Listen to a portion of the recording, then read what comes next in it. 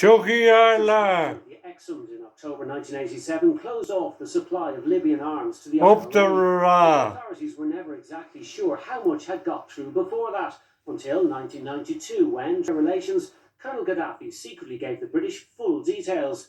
A staggering list, including 1,500 Kalashnikov rifles, 1.5 million rounds of ammunition, and nearly 6 tons of Semtex, half of which was then still unaccounted for.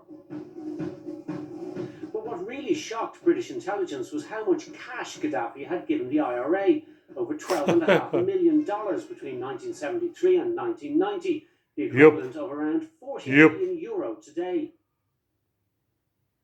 In February 1992, newly elected Taoiseach Albert Reynolds met Prime Minister John Major, who admitted it might not be possible to defeat the IRA militarily. No British way. leaders agreed on the need to find a peaceful resolution to the Troubles. In December 1993, after months of drafting, they published the Downing Street Declaration.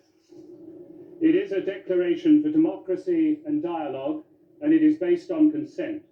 There is absolutely no need for violence, which only deepens divisions between communities.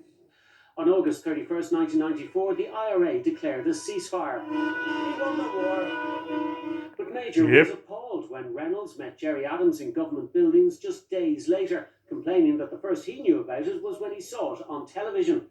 Major said the photo op would increase unionist suspicions, adding, "We are only 6 days into the cessation and we have a very long way to go to finish the job." There was plenty of annoyance on the Irish side too over what Dublin regarded as a grudging and minimalist scaling down of security after the ceasefire. While soldiers started wearing berets rather than helmets on patrol, Irish officials complained the bloody-minded British were trying to test the ceasefire to destruction by failing to de-escalate more quickly. They were particularly incensed by the decision to send the Parachute Regiment, described as frontline assault troops with a particular and officially endorsed reputation for aggression, to Belfast. The level of complaints about the behaviour of the Paras after their arrival suggests the Irish officials had a point.